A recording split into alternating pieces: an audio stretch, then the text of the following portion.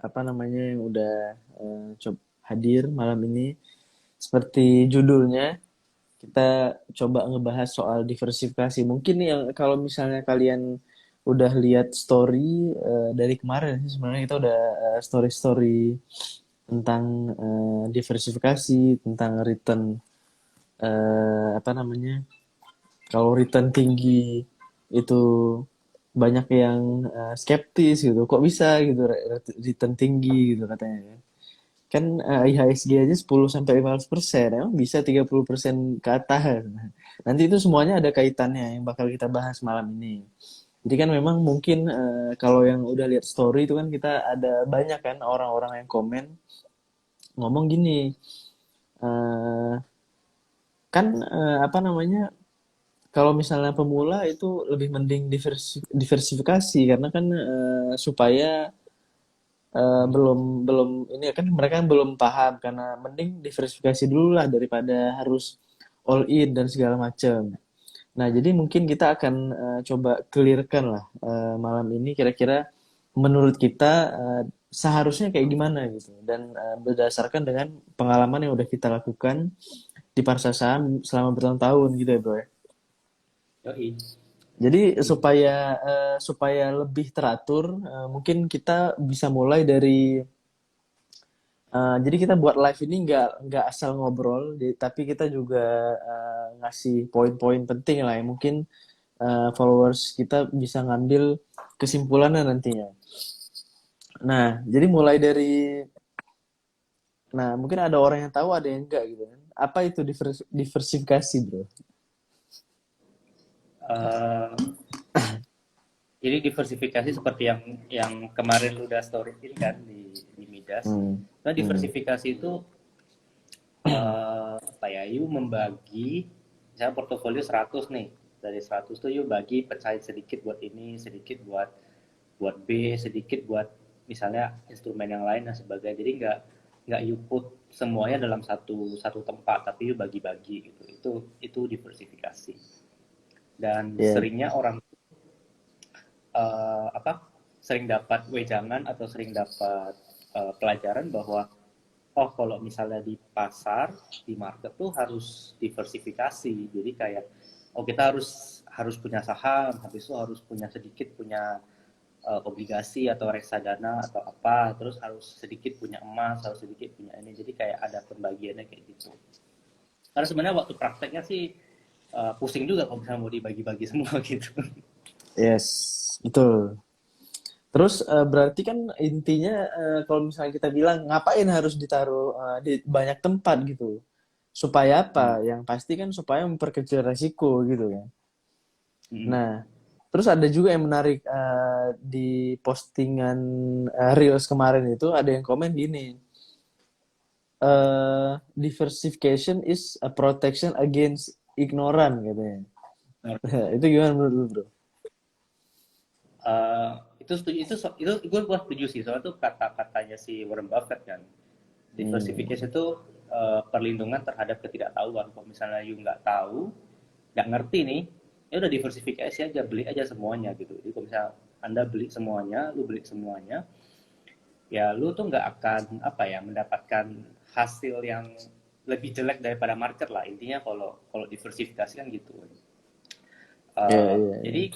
kalau kalau misalnya nggak ngerti, nggak bisa, nggak punya, nggak pengen juga gitu ya. Kan ada orang, ah gue nggak pengen pusing gitu. Ya udah diversifikasi aja, diversifikasi lebar atau beli reksadana indeks atau reksadana saham, udah diversifikasi, itu udah langsung secara natural diversifikasi. Itu dari Hmm. situ. Tapi kalau misalnya kamu tuh lebih apa ya, eh, lebih pengen cari tahu lah, kan kadang kita gatel juga ya, kita tahu saham saham A ini lebih bagus nih daripada saham B gitu, misalnya ngapain Hmm. ngapain saya beli semuanya gitu, saya mending pilih aja yang Hmm. bagus-bagus, yang masih murah-murah itu masukin ke situ misalnya. Nah, kalau kalau misalnya bisa ngelakuin itu dan punya waktu, punya keinginan dan punya niat ya untuk ngelakuin itu, ya nggak usah diversifikasi menurutku. Nah, makanya kan banyak orang kan gini, banyak nih lucunya gini, lucu. Makanya nih kita ngomong lucunya orang Indonesia gitu ya. Jadi kan Memang ini live malam ini kan kita sebenarnya lebih membahas kalau kita kan live ini gara-gara ada yang komentar-komentar kayak gitu kan.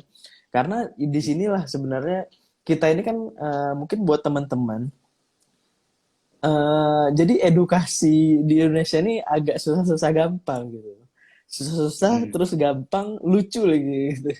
Nah, jadi memang banyak Benarkah? orang banyak orang yang nih contohnya seperti ini. Kayak misalnya kita pernah live waktu itu kan.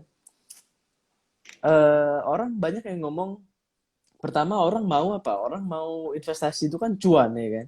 Orang kan mau cuan besar gitu di investasi.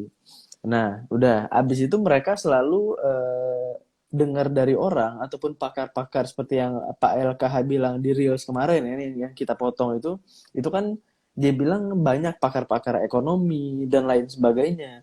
Itu bilang diversifikasi itu penting kayak gitu untuk apa namanya investasi dalam hal investasi sebenarnya kan banyak diversifikasi itu kan nggak cuma di investasi aja sebenarnya lu usaha pun juga ada diversifikasinya kan gitu kan cuma Hmm. nih kita tajemin yang di investasi nah pertama orang mau returnnya itu gede gitu tapi kalau misalnya kita bilang apa ada diversifikasi iya juga gitu gimana caranya kalau misalnya lu tuh mau return gede tapi belinya itu 10 saham dan katakanlah gini lu ini misalnya pemula lah masih katakanlah ya kita kita kan coba apa ya kita kan coba di setiap konten yang kita buat di setiap edukasi yang kita bahas itu kan kita selalu kita sebisa mungkin itu untuk relate sama banyak orang gitu jadi orang yang baca ataupun ngedenger penjelasan dari kita itu relate langsung dengan yang mereka lakukan itu sebenarnya.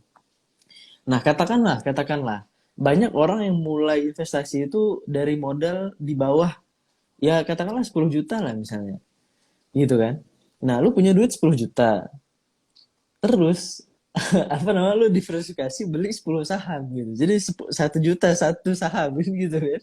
Kurang lebih kan gitu. Itu pun nggak bulat juga biasanya kan kalau lu beli lot itu Ya. tergantung lu beli saham apa kan kadang ada yang lebih, ada yang kurang kan gitu. Tapi kurang lebih rata-rata kan segitu. Nah, lu kan nggak bisa expect katakanlah lu 2 kali lipat aja di satu saham kan nggak tiba-tiba duit lu jadi 20 juta gitu kan. Iya, benar. Nah, itu juga yang apa namanya? Itu juga yang kita lakukan kemarin kan kita udah lama sih bukan kemarin. Kita kan udah buat tuh yang konten compounding uang kecil kan di YouTube kan. Hmm. Nah, itu kita coba relate sama kebanyakan orang, kita benar-benar naruh itu berapa ya? 12 juta ya kemarin ya. Mulai dari 12 ya. Nah, mulai Sekarang kayaknya dua udah belas. sekarang kayaknya udah 26 deh, 26 atau 25. Nah, sekarang udah 26 kan. Nah, itu kita nggak diversifikasi sama sekali. Nggak Bener-bener 10, diversifikasi langsung konsentrasi satu. bener-bener 12 juta itu kita beliin satu saham. Mungkin lu yang belum tahu bisa cek aja tuh di YouTube Midas Cuan. Nah, itu ada tuh kita mencoba relate untuk ke semua orang. Kalau misalnya duit kecil itu bisa jadi gede juga asal ya begitulah caranya yang kita praktikkan gitu kan. Nah, bahkan di beberapa kesempatan waktu kalau misalnya lu nonton YouTube-nya Pak Herman Tanoko sama Pak LKH itu kan ada dibilang dia kan Pak Herman Tanoko nanya jadi kalau misalnya contoh nih ada anak muda nih punya 500 juta ada orang duit punya 500 juta gitu kira-kira beli berapa saham gitu tanya Pak Herman Tanoko kan jawabannya beli aja cemplung aja semua saham itu katanya itu 500 juta gitu kan kita baru ngomong yang 10 juta dia 500 juta juga kayak gitu nah makanya memang pahami dulu gitu loh pahami dulu lu tuh yang pertama kalau lu mau return tinggi ya nggak mungkin dengan diversifikasi lu beli kecuali ya udah kita bahas aja ya udah yang penting gua cuan tipis-tipis aja lah masih nyambung nggak bro putus-putus Masih nyambung tapi tadi halo halo putus-putus. Halo, halo. putus-putus ya udah aman kan Ya, sekarang sih masih masih nge-freeze. Tunggulah, biasa Instagram kan sering gini waktu baru mulai live dia pasti gini. Ntar di tengah tuh udah smooth.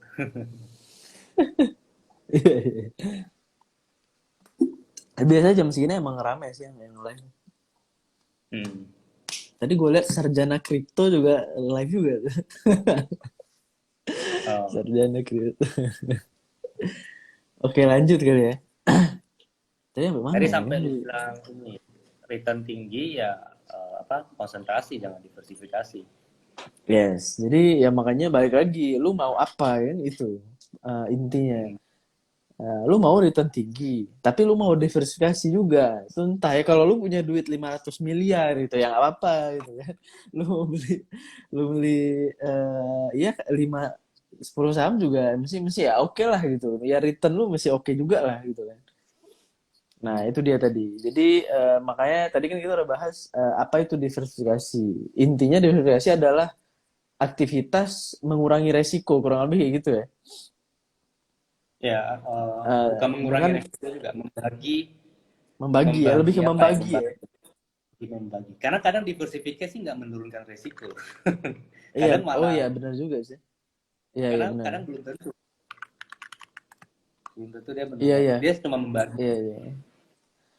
Kalau oh ya ngomong-ngomong mengurangi resiko itu sebenarnya kan banyak caranya kan.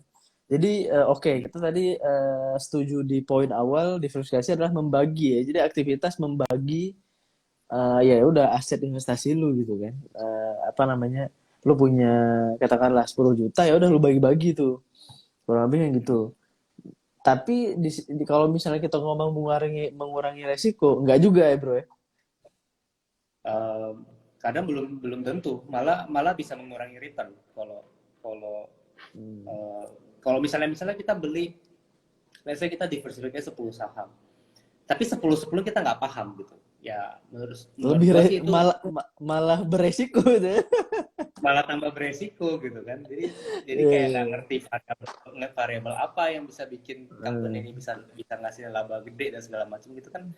Kalau misalnya makin banyak kita diversifikasi, ya makin, bukannya Bingung, mengurangi resiko, bingung malah ya. malah malah bingung dan makin pusing kan gitu.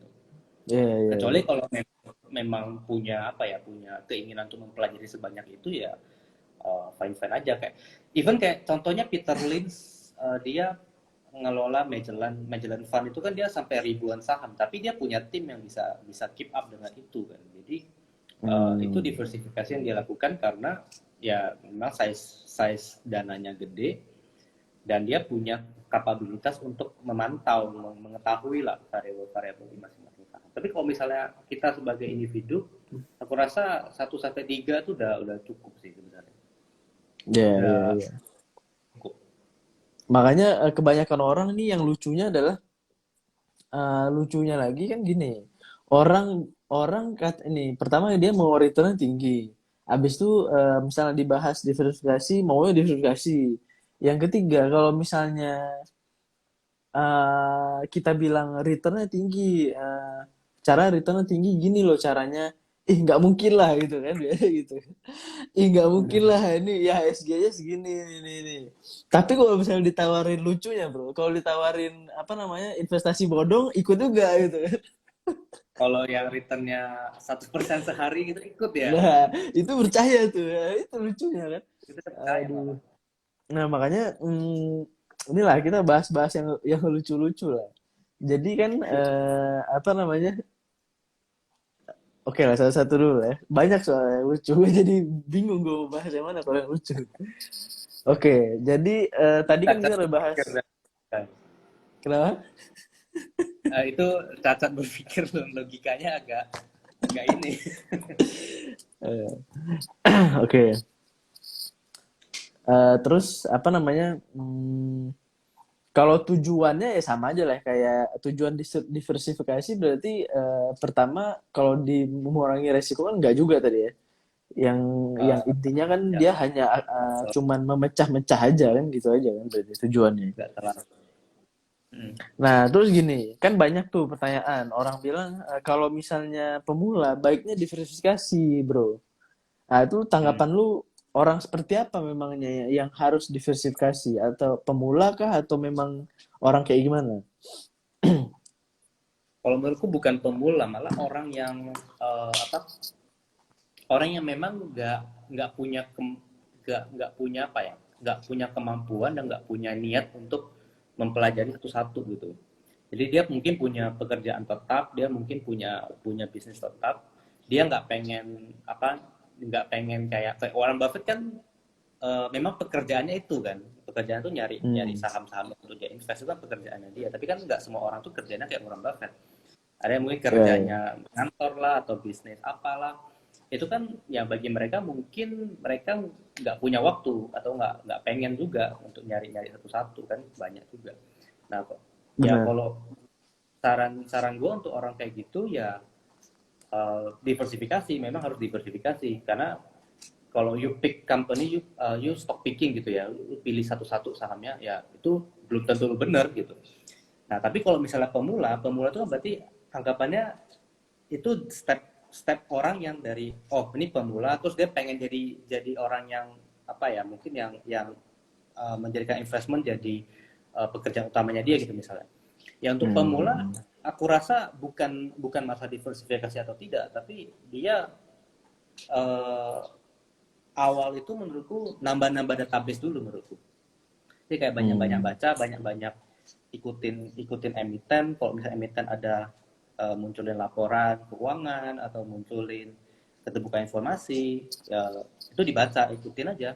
Jadi lama-lama kan di database-nya kan, di database di kepala kan makin banyak gitu kan.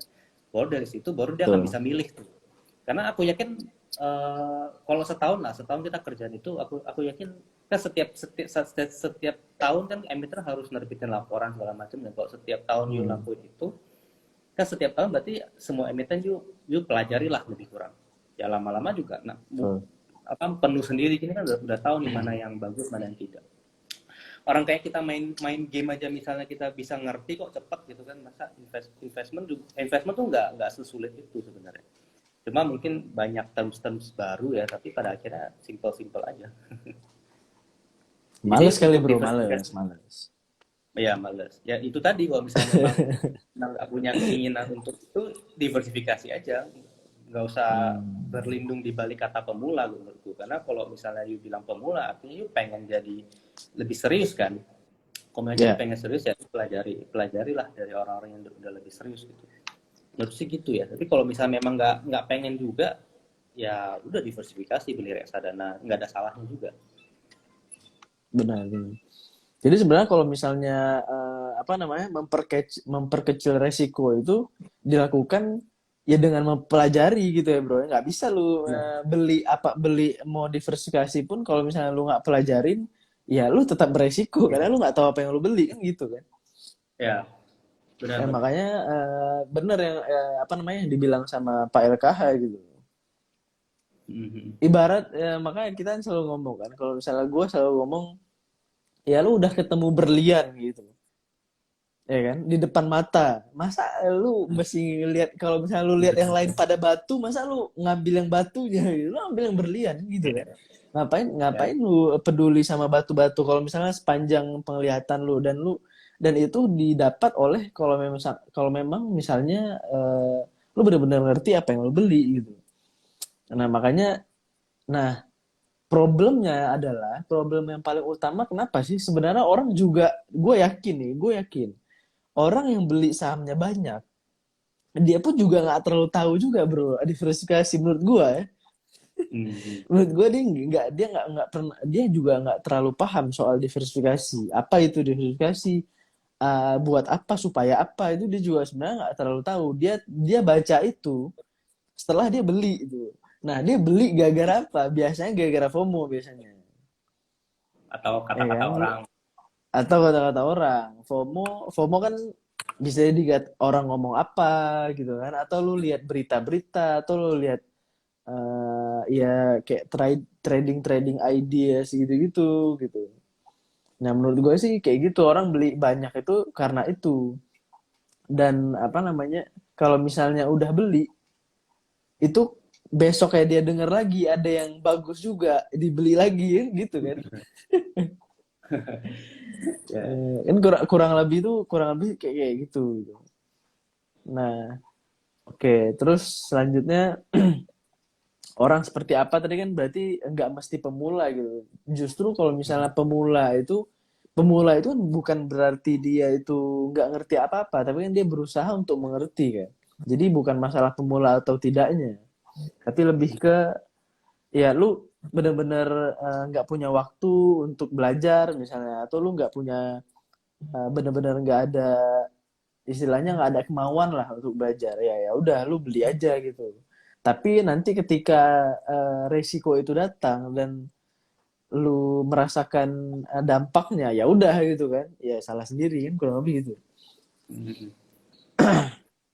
Oke, sekarang oh ya tadi kayaknya ada yang nanya-nanya deh. Coba deh, bentar. Sambil kita lanjut. Oh yang tadi bro, investasi bodong returnnya gede katanya. Ya, risk-nya juga gede kali. Ya investasi bodong returnnya gede memang. 80% ya kan, 80% kalau lu untung. Kalau misalnya lu rugi 100%. Aduh, oke. Oh ini lagi nih, maksimal berapa saham sih mas? Kalau nggak diversifikasi itu satu saham saja.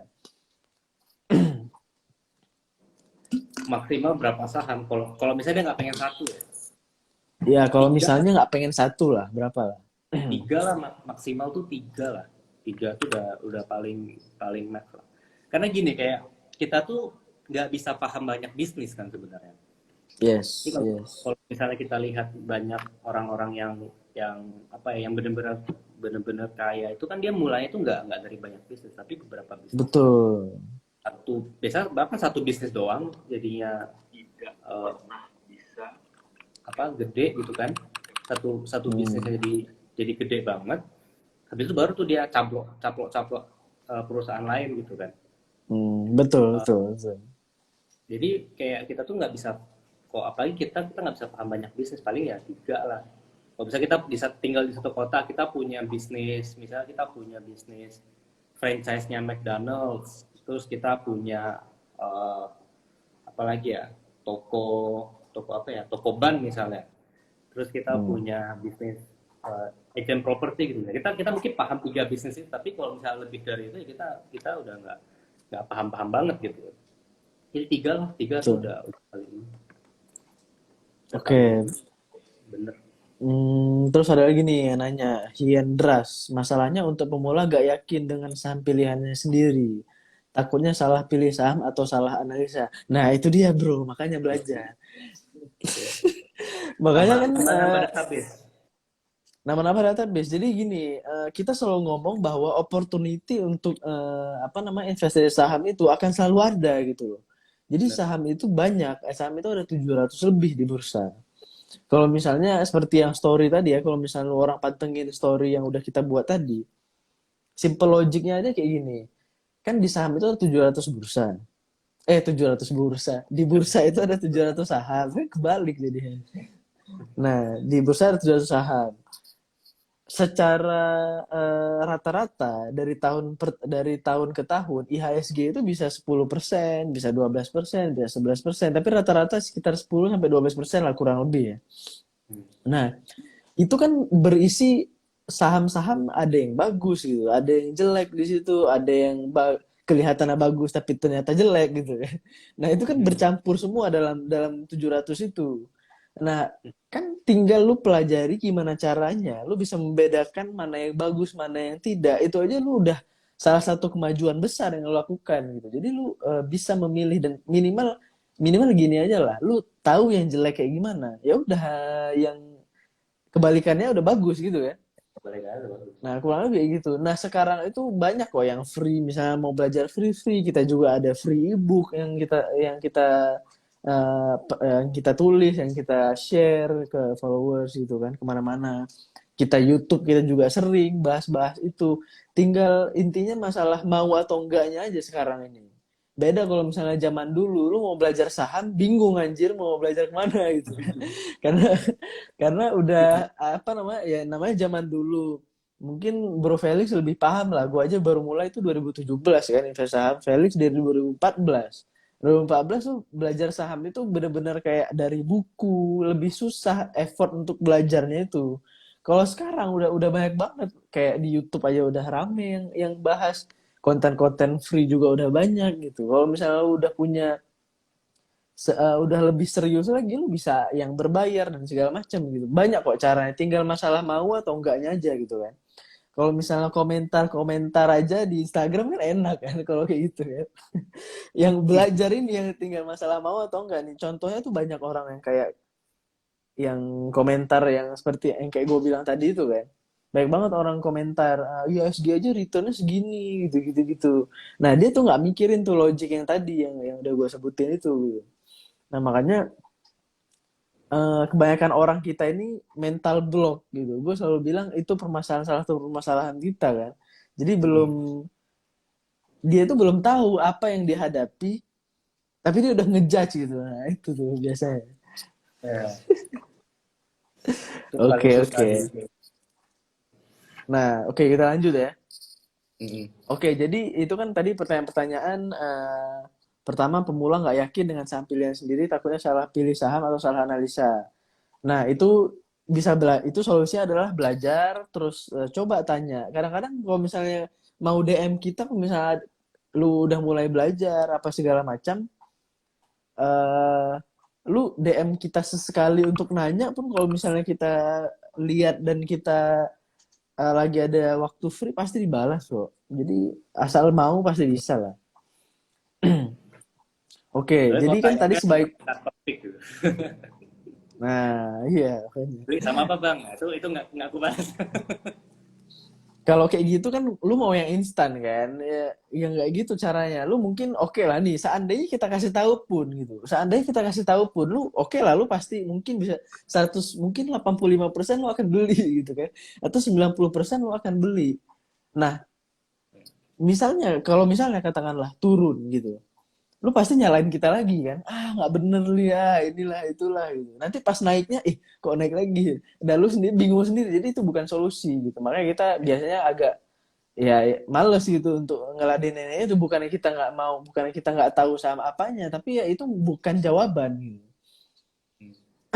Oke ya, kita lanjut lah. Tadi kan ada yang nanya berapa saham, jawabannya ya 1 sampai 3 lah gitu. Kenapa ya? Karena lu nggak bisa memahami banyak bisnis. Kok bisnis gitu? Mungkin ada yang bingung juga ya, karena kan saham itu kan kepemilikan dari sebuah perusahaan yang memang bisnisnya real berjalan gitu. Ya otomatis lu kalau beli saham ya pasti lu harus mengerti ini saham ngapain ini gitu kan. Ini saham perusahaannya ngapain di balik lembarnya itu. Ya, itu yang harus dipelajari. Nah, terus jadi gimana bro cara nyusun portofolio. Terus, oh ya, satu lagi kita ngomongin tentang opportunity cost nih. Mungkin ada yang nggak tahu juga. Jadi opportunity terms, suatu terms yang ketika lu ngelakuin suatu hal, maka lu mengorbankan hal yang lain. Kurang lebih gitu ya. Ya, Suara gue masih ya kedengaran opportunity nggak? itu kayak Kedengaran. gitu. Benar, Ya, jadi ketika benar. lu ngerjain ngerjain apa namanya suatu hal, lu di saat yang sama lu ngorbanin suatu hal yang lain gitu. Ya kan? Ya ibaratnya kayak misalnya ya udah ini malam Sabtu gitu. Malam Sabtu weekend lah kita pergi keluar lah apa segala macam nongki-nongki lah misalnya kan. Anak Jaksel Hmm. banget. Terus apa namanya? Tapi di saat yang sama ada juga orang yang nggak usah dulu lah, udah biasa tuh, udah dari beberapa minggu lalu gue juga keluar nongki-nongki. Coba gue minggu ini gue coba pelajari tentang skill-skill baru lah yang bisa gue apa namanya yang bisa gue pelajarin supaya macam-macam ya supaya bisa gue bisa lebih produktif lagi, gue bisa banyak tahu hal baru, bisa meningkatkan income dan lain sebagainya. Itu kan salah satu opportunity cost ya. Nah kalau di investasi gimana kira-kira? Kalau di investasi mungkin paling simpelnya adalah kalau misalnya dihadapkan pada dua pilihan, misalnya saham A sama saham B, ya kita harus harus milih gitu antara saham A atau saham B. Kalau misalnya kita pilih saham A, kita merelakan tidak untung dari saham B kan gitu. Jadi kayak misalnya kita Ya, kalau pilih saham B, kita nggak merelakan untuk untung dari saham A. Dan jadi ini efeknya tuh waktu pembentukan kita punya porto gitu. Kita nyusun sahamnya tuh, misalnya kita udah tahu nih ada beberapa list yang menurut kita oke kan. Kan nggak semuanya dari semua itu yang akan kita beli. Nah, biasanya cara cara gue untuk sampai ke apa ya, pada penyusunan portonya itu ngeliatin dari opportunity cost. Jadi mana yang kalau misalnya gue ketinggalan, gue kelewat nih dapat kesempatan ini, mana yang kesempatannya itu paling langka lah mungkin ya menurut gue. Kalau misalnya sayang banget nih kalau misalnya gue nggak masuk sekarang gitu. Nah, itulah yang akan jadi top listnya gitu. Misalnya top 3 atau top 2 atau top 1 gitu. Nah, itu yang cara bentuknya sih lebih kurang kayak gitu. Jadi kayak ada listnya lebih kurang, tapi nggak usah di list terlalu pakem juga, tapi di kepala juga bisa kayak. Oh, ini ada beberapa nih, mana yang paling bagus, mana yang paling murah, jadi terus pilih aja, pick 1, 2, atau 3 gitu. Jadi kalau daripada beli 10 kan, misalnya beli 10 nih, ada 10 saham. Kalau kita yakin nomor 1, nomor 2, nomor 3 ini lebih baik daripada nomor 10, ngapain kita beli nomor 10 kan gitu kan. Ya udah kita 1, 2, 3 yang paling baik, ya udah kita masukin di situ aja gitu, atau mungkin nomor 1 aja kalau misalnya yakin banget gitu kan, bikin nomor 1. Jadi karena pola pikir ada opportunity cost itu, jadinya kita tuh punya portofolio tuh lebih apa ya, lebih compact, kita tuh lebih ini juga, lebih enak juga ngikutin ya, nggak terlalu banyak pusing. Dan kita mengurangi kekecewaan kalau misalnya kita nggak itu ya, karena kita punya pola pikir opportunity cost, kita tuh jadinya nggak mengurangi kekecewaan kita untuk tidak masuk ke satu emiten yang kayak misalnya gini, daripada kita pick dua-duanya, kita pick satu aja yang paling yakin supaya kita nggak kecewa kalau misalnya yang paling yakin ini naiknya paling gede gitu. Misalnya yang kita yakin naiknya paling gede kan, itu udah jelas-jelas harusnya putnya di situ kan, tapi kita taruh dikit doang, ternyata dia naik banget gitu. Nah itu kan kecewa kita akhirnya. Nah, jadi karena kita punya pikiran opportunity cost, ya udah yang paling bagus, paling yakin masukin di situ, dan kalau misalnya dia jalan ya kita happy, nggak kecewa. Yes, benar. Kalau misalnya apa namanya? Kalau misalnya belinya banyak banget tuh lebih kecewa lagi biasanya ya. Anjir, gue belinya dikit. Iya. Biasanya kan kayak gitu ya. Nah, itulah Karena biasanya makanya orang kan ya gitu. Kenapa? Karena biasanya orang kan kayak dia kecewanya tuh kecewa nggak beli banyak gitu. Jadi nggak kecewa nggak beli banyak dan terbang, terus kecewa beli banyak tapi turun. Iya. Makanya kalau misalnya di podcastnya Pak LKH itu kan ada dibilang investor tuh penuh dengan kekecewaan. Ya, tapi kalau misalnya kita tahu apa yang kita beli, harusnya nggak akan kecewa karena pertama kita udah pelajarin itu gitu. Dan sebenarnya ini ada kaitannya juga, salah satu topik baru juga sih, mungkin agak jarang-jarang juga dibahas itu, namanya circle of competence. Jadi buat teman-teman mungkin yang baru dengar atau mungkin udah pernah tahu, gini. Jadi lu di kehidupan itu harus punya yang namanya circle of competence. Karena lu nggak akan mungkin bisa menguasai semuanya gitu. Dan lu nggak bisa mendapatkan semuanya. Itu juga berlaku di kehidupan, iya, di saham juga iya gitu. Di investasi. Misalnya contoh kayak gini. Yang udah ahlinya itu di mana? Misalnya contohnya kita beli saham yang bagus dan murah gitu. Kalau misalnya contohnya Pak Lokeng Hong lah. Pak Lokeng Hong itu kan lebih berfokus di komoditas kan dia kan. Dia kan ahlinya itu di situ. Lebih ke misalnya contohnya perkebunan kelapa sawit, terus ada batu bara gitu kan. Ini saham-sahamnya dia kan. Nah, dan dia itu nggak kecewa gitu kalau misalnya tiba-tiba ada saham lain di luar sektor itu yang naik tinggi gitu. Yang nggak ada masalah. Jadi semua saham yang bagus akan manggung pada waktunya, bukan gitu ya, Bro? Jadi memang akan manggung pada waktunya, tinggal tunggu manggungnya aja kapan. Dan kalau misalnya memang ada saham, contohnya nih, misalnya kita beli saham waktu gue inget banget tuh waktu kita kan tetap ke stick to the plan kan. Kita investasi kita simple aja sebenarnya, mempelajari apa yang kita tahu, kita yakin, beli saham bagus di harga yang murah, terus kita keep aja. Walaupun waktu itu di saat yang sama lagi ramainya waktu itu kan saham bank bank digital ya, naiknya wah gila gitu kan. Saham-saham yang kayak gitu. Nah, Ya. gue jujur juga memang pasti ya manusia kan ada, oh ya ngeri juga ya kalau misalnya kita punya saham itu ada kan, kadang-kadang kayak gitu kan.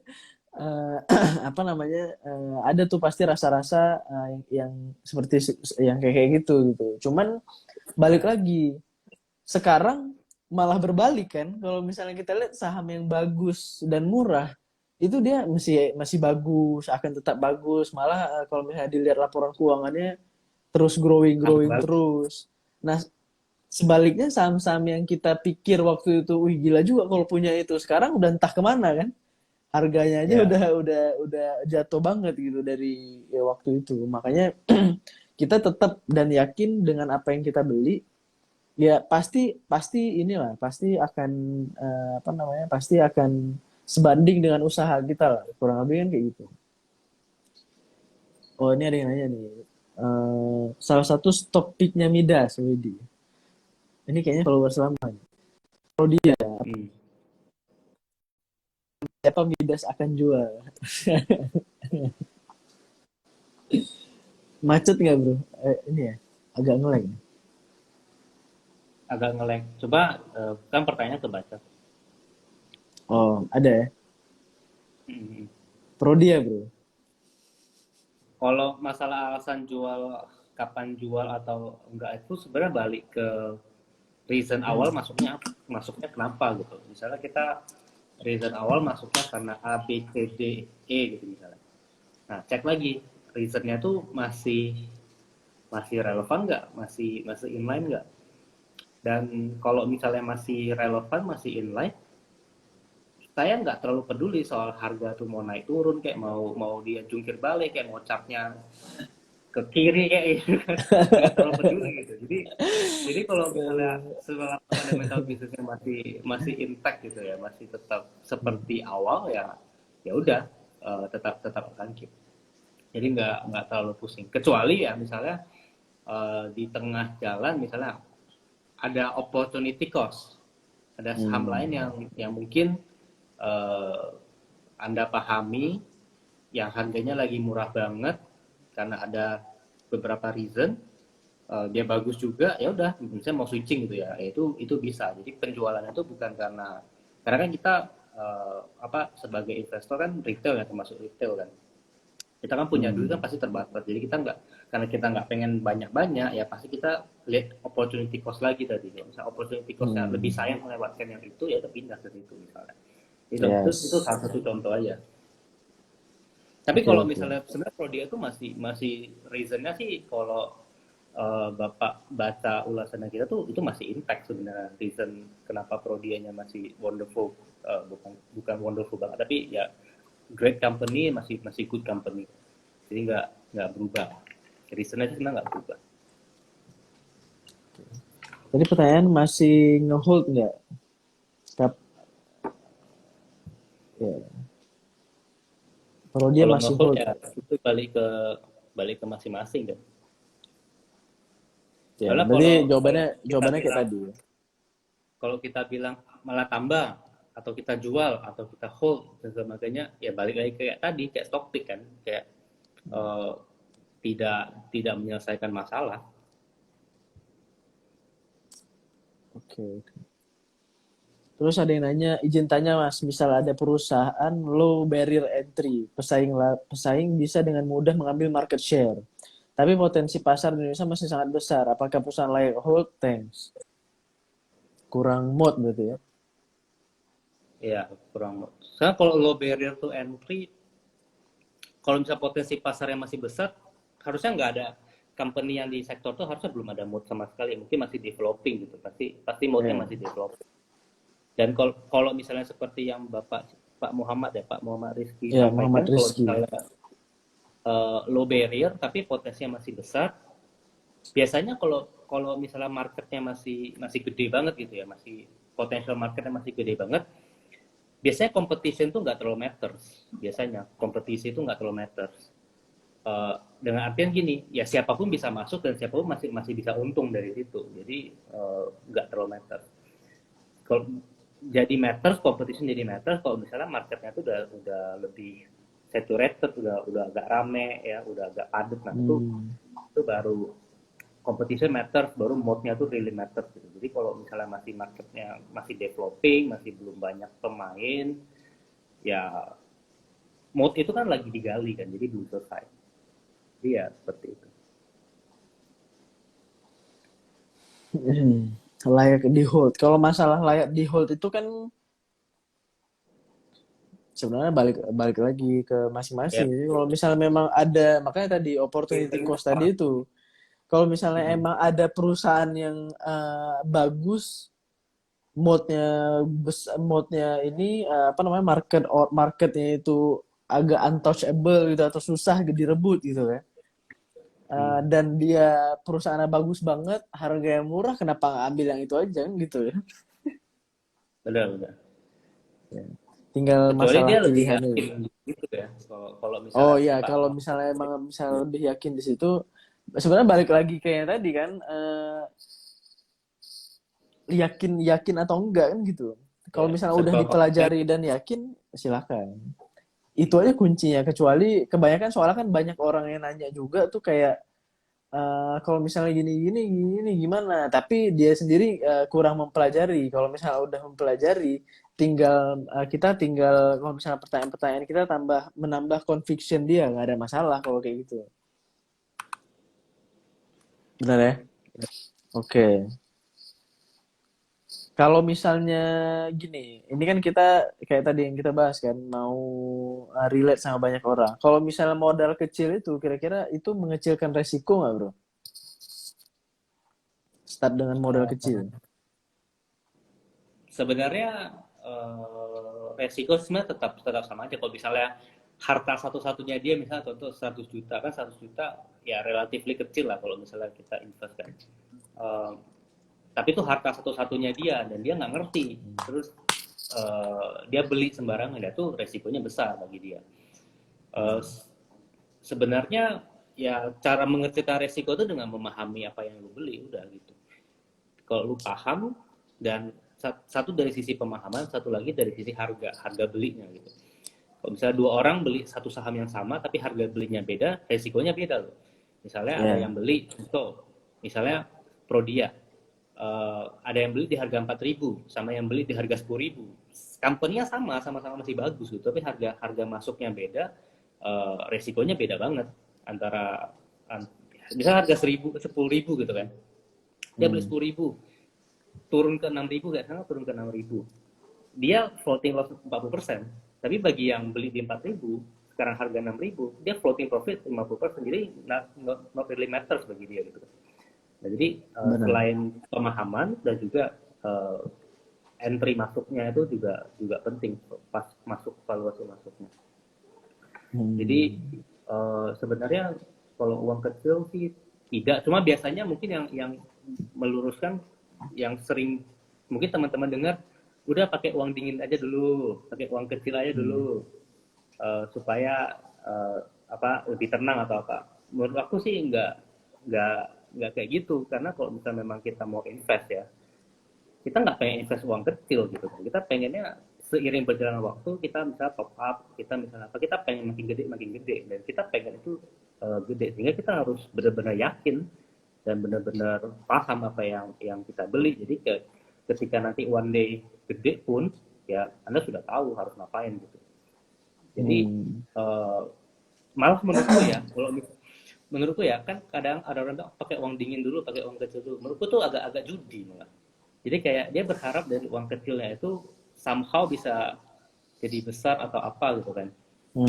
Tapi nggak ada prosesnya. Jadi uh, kalau kalau menurutku cara investnya tuh, kalau bisa mengecilkan risiko tadi paham, dan juga kita berinvestasi seolah-olah duit kita memang sudah besar dari awal. Jadi ketika duitnya memang sudah besar, kita udah tahu harus ngapain.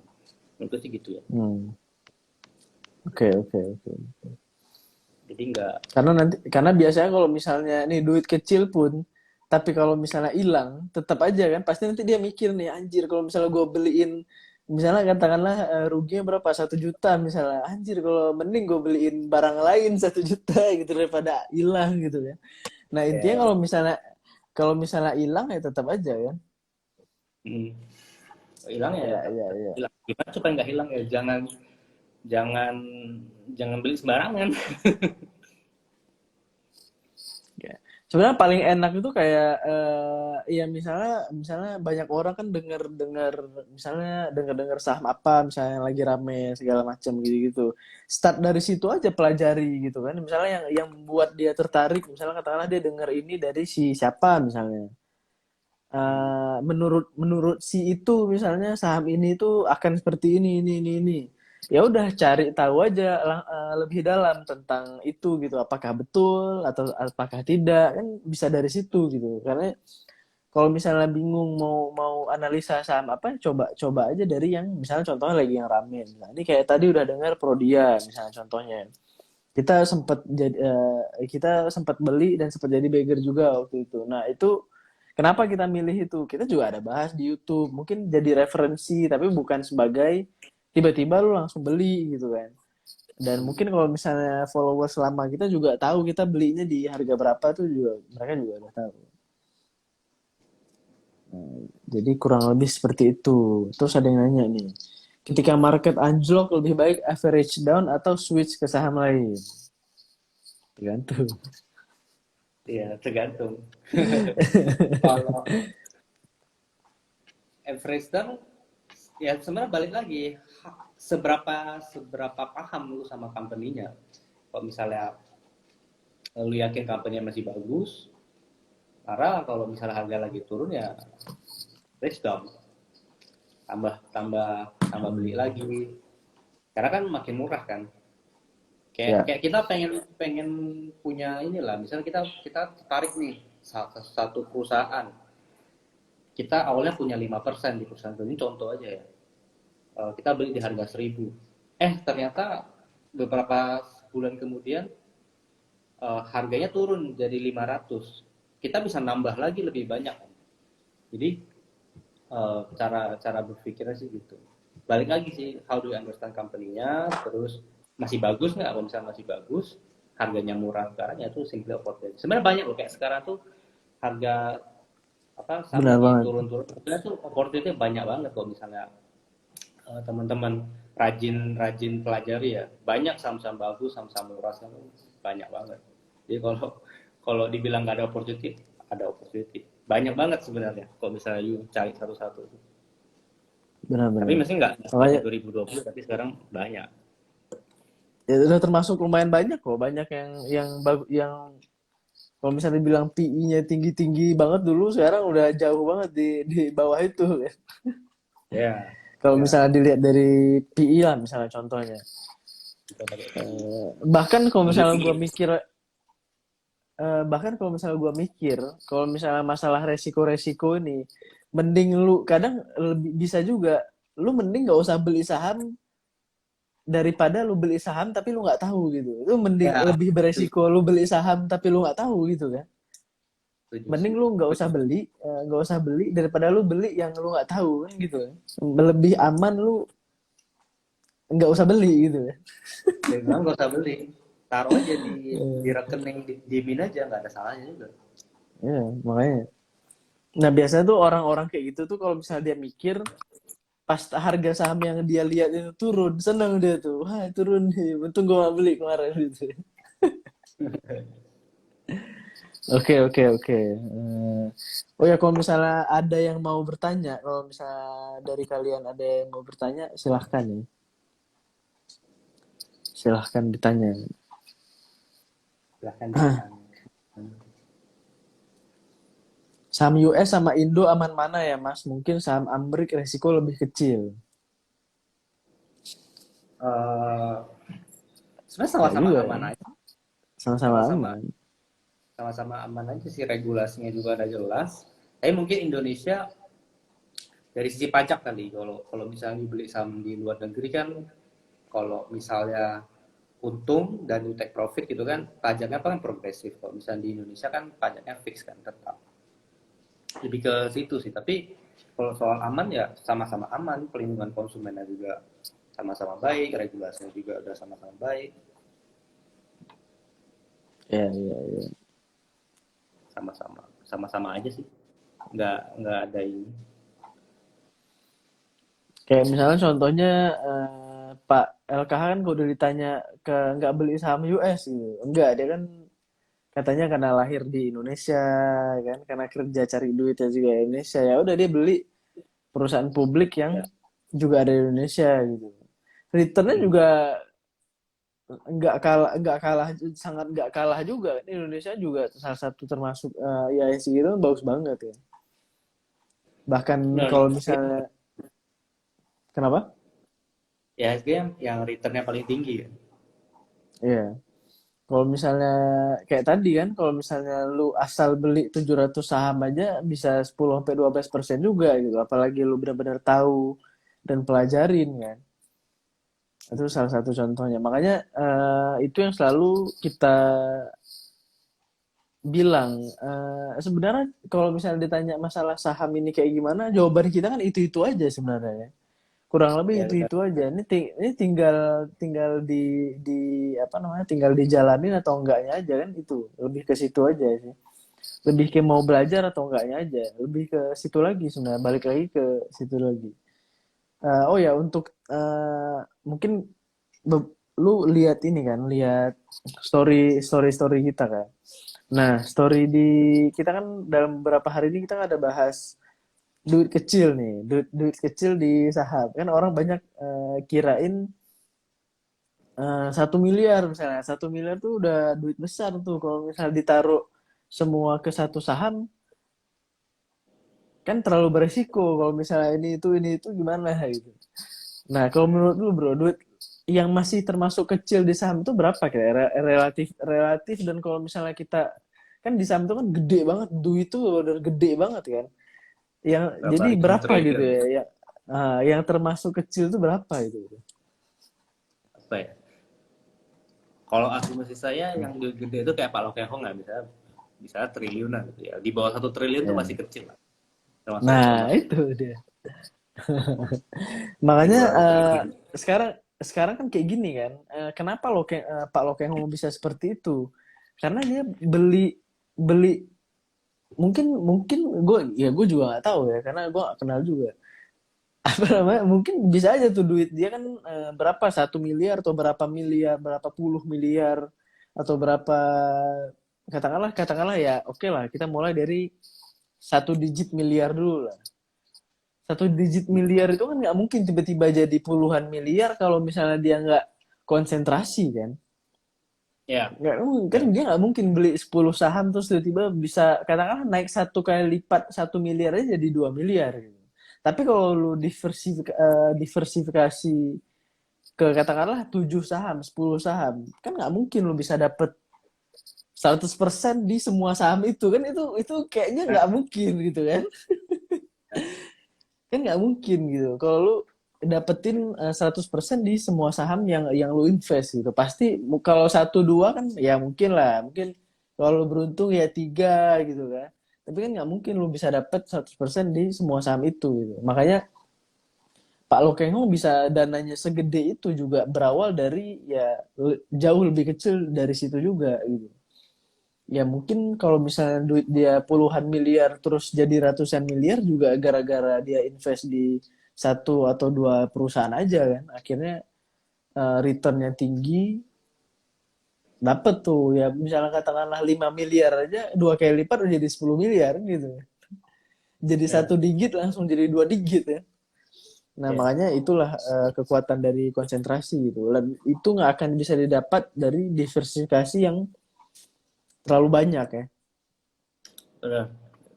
Kan kalau story-nya Pak Lokehong kan waktu 98 ya dia Pak Lokehong 1,5 miliar dia beli nyatu tractor doang satu saham doang kan Hmm. dan 6 tahun jadi 90 ya 90 miliar kan gitu. Jadi fokus satu. 1,5 miliar ya, jadi 90 Ya, miliar ya. ya itu kan ceritanya 6 tahun Anjay, ya. 6 tahun atau 6 tahun. 8 tahun ya. Pak Lokehong kan dari satu 6 setengah tahun miliar kayaknya, 6 tahun. beli United Tractor, habis itu jadi 90 miliar lebih. Itu konsentrasi. Dan kita nggak usah lah kayak expect, itu kan dulu waktu United Tractor di harga segitu, waktu 98. Kita juga nggak pengen balik lagi ke 98. Cuma kalau kita nggak usah lah harap kayak gitu kan. Tapi di bursa tuh ada aja kan company yang ya jadi naik 2 kali lipat lah, 3 kali lipat setahun, kan ada aja gitu. Setiap tahun tuh selalu ada aja gitu. Dan dari sekian banyak itu kita mungkin kita pilih yang beberapa yang memang kita paham, yang memang kita yakin dia bagus, harganya murah segala macam. Pada akhirnya dia akan naik kalau misalnya analisa kita tepat ya. Dan tinggal cukup sabar aja nggak keep-nya kan gitu. Ya, benar banget tuh. Kalau misalkan itu kan ada juga yang komen kayak gitu, itu kan dulu katanya. Ya sekarang kayak gini lah. Oke, dengan entengnya lu bilang misalnya itu kan dulu bukan sekarang, segala macam segala macam segala macam. Nah, tapi kalau misalnya lu nggak belajar dulu gitu. Ya itu kan Pak Lokeng dia kan belajar dulu gitu. Dia kan belajar dulu gimana cara cari perusahaan yang bagus, beli di harga yang murah. Dia mungkin ulik-ulik dulu, udah lama tuh. Akhirnya dia dapat yang WNTR. Tapi kan dia dapat itu memang di kondisi yang pas setelah dia tahu dulu gitu. Ya Benar. gimana caranya lu mau bisa dapat apa namanya kesempatan yang seperti itu, tapi lu aja nggak mau menjemput itu kan, menjemputnya dengan cara kayak gimana ya? Lu harus pelajari dulu cara pilih sahamnya kayak gimana, cara mempelajari cara ngitung valuasinya kayak gimana dan lain sebagainya gitu. Dan ketika tiba-tiba ada opportunity yang seperti itu, ya lu tinggal hajar aja kan kayak gitu kan, kurang lebih kan kayak gitu. Jadi ya itu masalah dulu ya itu ibarat itu makanya yang gue bilang tadi itu benar-benar mental block lah emang dari orangnya. Jadi memang kalau misalnya memang lu udah berpikir 1 tambah 1 itu 3 ya udah itu akan selama itu kayak gitu, nggak akan balik kedua lagi kan gitu kan. Kalau udah mikir ya itu dulu 1998 ya bisa aja terjadi lagi. Contohnya 2020 kemarin. Itu kan juga itu lumayan banget kan. Banyak banget yang kalau misalnya lu udah paham nih, katakanlah lu 2019 atau 2018 udah mulai mempelajari terus lu udah apa namanya bener-bener coba investasi dan segala macam akhirnya ada tuh kesempatan 2020 pasti udah tajir maksudnya pasti lu bisa memanfaatkan kesempatan itu kan. Iya. Ya tapi kalau misalnya mau komentar aja ngomong aja itu kan dulu ya mungkin anak Ya, gua salah. bentar lagi juga udah bisa gitu. Oke, terus Zhao, berapa persen porsi cash yang disarankan kalau ada opportunity yang sangat bagus gimana? Di cash. Hmm. Ya asumsinya kayak Anda udah ada sisain cash buat hidup ya. Jadi kadang orang tuh denger kayak misal Pak Lokehung bilang dia taruh 99% uangnya di pasar saham. Hmm. Ya, uang Pak Lokehung triliunan. Hmm. 1%nya itu 10 Iya, miliar satu lebih, persennya aja udah miliar. Jadi berapa jangan kan? langsung Iya. ditelan mentah-mentah gitu ya. Jadi kayak make sure Anda punya uang cukup buat hidup gitu ya. Terus sisanya kan Anda taruh ke RDN. Nah, Hmm. kalau misal ketemu company yang bagus banget, Anda sudah compare sama yang lain-lain, ini yang paling bagus nih, yang murah nih di depan mata. Kalau misal kayak gitu ya udah, dan nggak ada lagi yang kayak gitu, taruh aja semua di situ. Kan kita udah yakin nih perusahaannya bagus, harganya murah kan, kita punya cash buat beli itu udah beli. Kayak ibaratnya kayak tadi lu bilang kayak misalnya kita ketemu permata gitu, batu permata, ya permata itu masukin ke tas semuanya, jangan ngambil yang batu-batu lagi, permatanya langsung semua gitu. Jadi seperti itu sih. Dan Warren Buffett juga bilang gitu kan, kalau misalnya hujan emas, langsung bawa baskom keluar, jangan ambil kecil-kecil pakai sendok gitu. Jadi langsung ambil. Tinggal ya untuk bisa berani lakuin itu sebenarnya ya paham dulu, kan.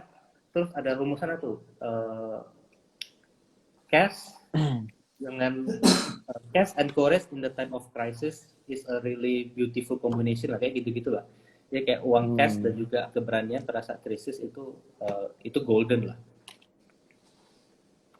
Tapi Itu kan kalau nggak banyak orang, permasalahannya kan nggak banyak orang yang ngerti itu kan, nggak banyak orang yang ngerti itu dan nggak siap pada saat itu terjadi gitu. Ya mm, makanya itu lagi balik lagi, tinggal seberapa keras lu mau belajar dan kemauannya aja sih, tinggal itu aja sih memang, problem utama orang kita kan. Kalau misalnya komen aja kan emang gampang, tapi kalau misalnya pas ngelakuin itu yang susah memang. Makanya eh ya kayak tadi, banyak sebenarnya nggak harus tunggu krisis aja, itu sebenarnya juga udah banyak banget gitu loh, saham-saham bagus dan murah sebenarnya. Yang kalau mm, misalnya lu beli pun itu bisa aja tuh, bisa beggar dan segala macam, nggak krisis loh ya kan, nggak krisis padahal bisa aja tuh ada yang nemu-nemu yang kayak gitu. Nah, nggak harus selalu nunggu krisis dulu, apalagi ada waktu-waktu yang extraordinary lah, contohnya yang kayak gini misalnya ada krisis dan segala macam. Nah itu memang itu benar-benar nilai, itu bonus lah, krisis itu bonus bagi orang yang tahu kan gitu. ya. Ya jadi kalau misalnya lu udah invest saham, saham cukup lama, nanti lu akan paham sendiri tuh, kayak oh ini kondisi lagi gini-gini. Soalnya kan kalau misalnya kita investasi saham dan kalau bener investasinya kan lu pasti akan membaca-baca berita dan segala macam yang apa namanya, yang kurang lebih relate, ya minimal baca setiap hari, ya beberapa beberapa menit aja setiap pagi aja itu udah sangat membantu kan untuk Ya, lu tahu lah keadaan, apa namanya, ekonomi dan segala macam. Kan lu pasti bisa spot tuh nanti opportunity yang datang, kayak contohnya sekarang, contohnya ya, lagi pada turun semua harga-harga saham. Oke, oke. Ada Bro Tommy nih. Halo Koko Felix. Koko Fahrana enggak? Aduh, oke. Ada yang tanya-tanya lagi nggak? Ada yang tanya-tanya lagi? Ada yang masih bingung-bingung? Biasa baca berita dari mana? dari Bisnis, ya. dari koran lah. Mungkin Kalau kita biasanya apa bro, bisnis ya, kontan gitu-gitu ya. bisnis, konten, investor daily, tiga aja. Hmm. Gitu-gitu aja. Dan kalau misalnya memang, itu kan habit ya, jadi bisa dimulai aja lah. Dan kalau bisa, subscribe lah. Subscribe kan ada tuh apa namanya, lu Netflix aja gitu subscribe ya kan. Apa namanya, Disney Plus subscribe. Itu kan koran koran berita-berita itu juga bisa lah di subscribe. Kan mereka juga ada Lebih murah subscriptionnya subscribe untuk, koran. iya lebih murah subscribe koran kan. Cuman Ya, tiga ini itu kan berapa lebih ya? murah. 3 bulan aja kok nggak salah kemarin berapa gue ya? 50.000 apa? 3 bulan padahal. Tuh, 200-an. Kalau Netflix Itu kan apa 100, setahun? Oh iya kalau tiga Netflix bulan. ya. Kalau Netflix kan 180 ribuan ya, atau 80 ribuan ya Hmm, sebulan. Mahalan Netflix. sebulan. Iya makanya itulah,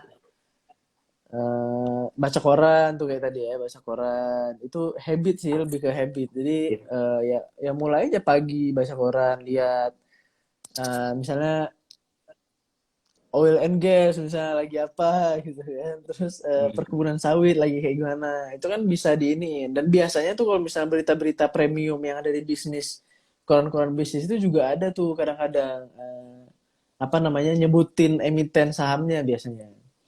Nah di situ kan juga lu bisa apa namanya, pelajarin gitu, oh ini beneran bagus nggak, ini beneran kayak kata-kata analis-analis nggak gitu. Nah bisa mulai dari situ. Gimana mengetahui saham itu murah atau mahal? Eh, Pertama mungkin dari nilai absolutnya dulu ya, lihat lihat total market cap-nya berapa. Total market cap itu berarti total harganya berapa. Jadi misalnya harganya 15 triliun total, atau ada yang 1 triliun. Biasanya kalau company-company yang cap-nya kecil, biasanya cenderung murah karena dia masih bisa grow-nya tuh masih masih banyak gitu. Itu satu cara. Terus cara lain lihat dari eh, PE ratio bisa, ya harga per laba gitu misalnya. Ini contoh simpel aja ya, jadi bukan berarti kayak semua saham yang PE-nya rendah itu udah langsung murah gitu, enggak juga. Kadang kadang PE-nya rendah belum tentu murah, malah malah bisa bisa jadi mahal karena labanya tuh aneh-aneh misalnya. Tapi biasanya PE kalau makin rendah tuh biasanya makin makin murah. Nah biasanya saya suka tertarik karena PE-nya di bawah 15. Apalagi kalau misalnya ketemu company-company yang bagus banget, kayak sekarang tuh ada tuh company yang bagus banget, ROE-nya bisa 15-20% konsisten setiap tahun, tapi somehow sekarang PE-nya cuma 14 kali, 15 kali. Nah itu harganya fair, cukup murah lah dibandingkan dengan kualitinya. Biasanya company-company yang bagus misalnya, kalau kita lihat historical dia bisa 20-30 PE gitu. Jadi salah satu caranya sih lihat PI-nya, lihat nilai absolutnya berapa. Jadi seperti itu. Tapi bukan langsung dipukul rata ya, tetap harus paham bisnisnya dulu, baru kita bisa determine ini beneran murah atau enggak. Itu berfungsi untuk Screening awal ya. Ya, screening awal. Oke.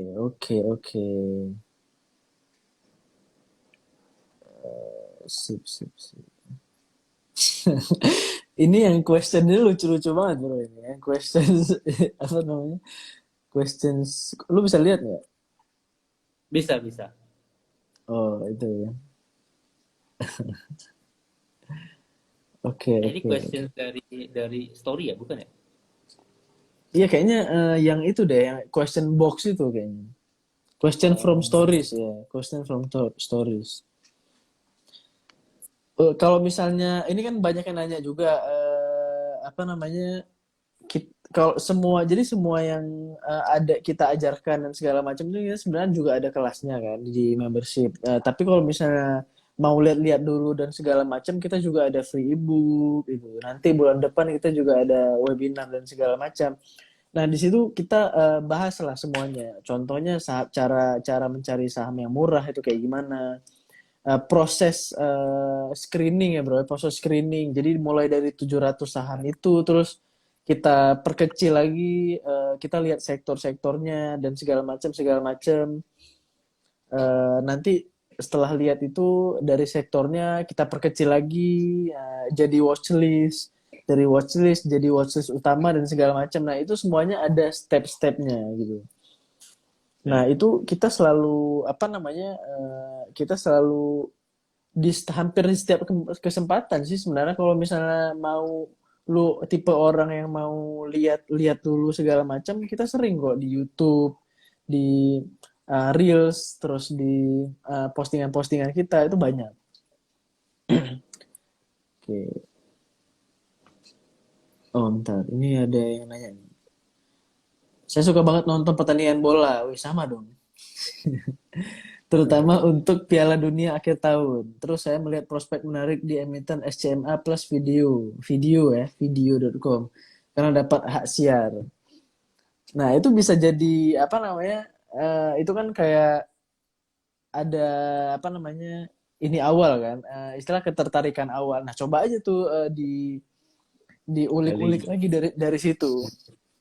Nah, Tapi kalau SMA cukup oke, bro ya. SMA oke banget. Nah, oke banget lagi. Tinggal dipelajari lebih lanjut aja. SCM. Kalau masih modal 200 juta, apa worth jadi dividend hunter atau lebih baik fokus ke capital gain? Capital gain lah. Dividen tuh nggak Capital gain. seberapa. Iya benar. Jadi benar. Jadi jadiin kalau saran ya, jadiin dividen itu bonus aja gitu ya. Lebih fokus ke capital gain aja. Contohnya misalnya kayak kita fokus ke capital gain, terus tiba-tiba dapat misalnya contohnya kayak di yang kemarin itu kan kita ada invest di ABMM kan. Di ABM. Di ABM ini waktu kita invest kita juga nggak expect kira-kira dapat dividennya kurang lebih 10-12% juga yieldnya kan. Tergantung beli di berapa sih sebenarnya. kalau misalnya kita pas beli kita masuk itu kurang lebih segitu dapatnya. Dan itu sangat-sangat lumayan gitu. Dividen segitu tuh udah oke lah gitu. Tapi ya kita treat as ya udah itu bonus aja bagi kita karena kan yang kita nyari duit besar. Duit besar itu kita dapat dari capital gain, bukan bukan kan nggak ada tuh orang dapat dividen terus jadi kayak Lokengho gitu enggak ya. Kan Ya, tiba-tiba dapat sekian ratus persen gitu, sekian ribu persen nggak mungkin kalau misalnya dari dividen. Jadi fokus ke capital gain lah. Lebih oke. sangat worth it nyari capital gain dan dividen jadiin bonus aja. Kalau dapat nggak nolak Oke. gitu. Tapi kalau Ya kalau kalau dapat nggak nolak kan, orang ditransfer otomatis ke RDN gimana mau nolak? Oke oke. Nah, wah ini ada yang baik banget nih ngomong gini. Ini ada. Nah ini terlalu baik. Nah untuk teman-teman yang apa namanya, jadi kan banyak yang tanya, bingung juga membership itu sebenarnya kayak gimana dan segala macam. Intinya semua yang lu butuhkan untuk jadi investor yang pro. Contohnya kita kita ajarin gitu. Kita ajarin dari awal sampai akhir proses. Jadi udah step by step tersistemasi, ada frameworknya, semuanya tuh udah ada di situ gitu. Nah, ini siapa ya dari Pak siapa nih? Nah dia ini testimoni ya, kita nggak minta loh padahal. Ini coba dulu aja. Satu tahunan belajar 6 bulan serius masuk saham udah 18 sampai 30% porto. Ada yang beggar.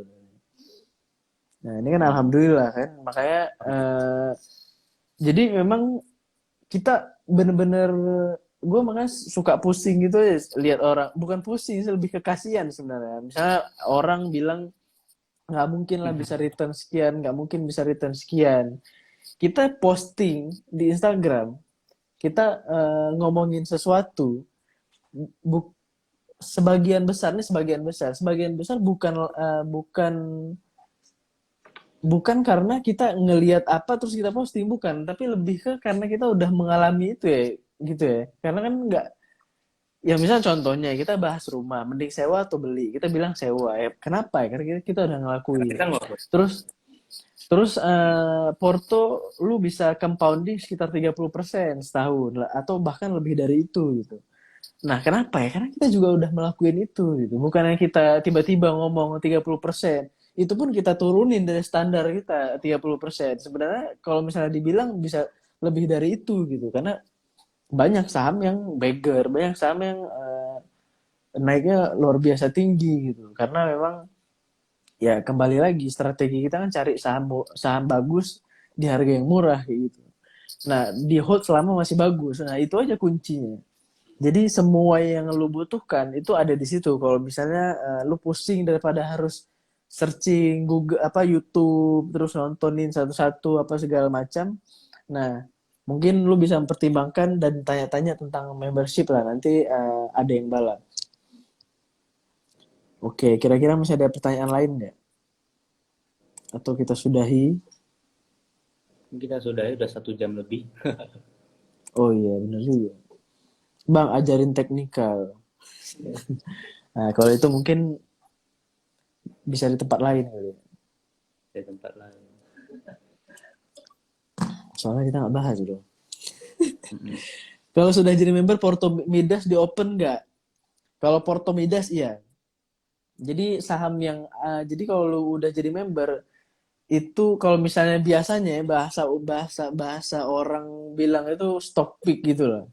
Sebenarnya bukan stock pick sih, itu lebih ke, itu memang saham yang kita beli terus kita taruh di situ. Jadi di situ pun secara real. Jadi lu bisa lihat kita beli saham apa, di harga berapa, udah floating profit berapa, ya kan? Tanggal berapa kita belinya, dan kira-kira saham ini value atau harga wajarnya tuh berapa. Nah, itu udah ada. Tapi nggak sampai di situ doang. Jadi kita nggak mau kayak cuman mau kasih tahu sahamnya apa, terus kita beli ini, terus orang langsung ngikutin. Enggak. Tapi kita lebih jelasin lagi story-nya. Kenapa kita beli itu?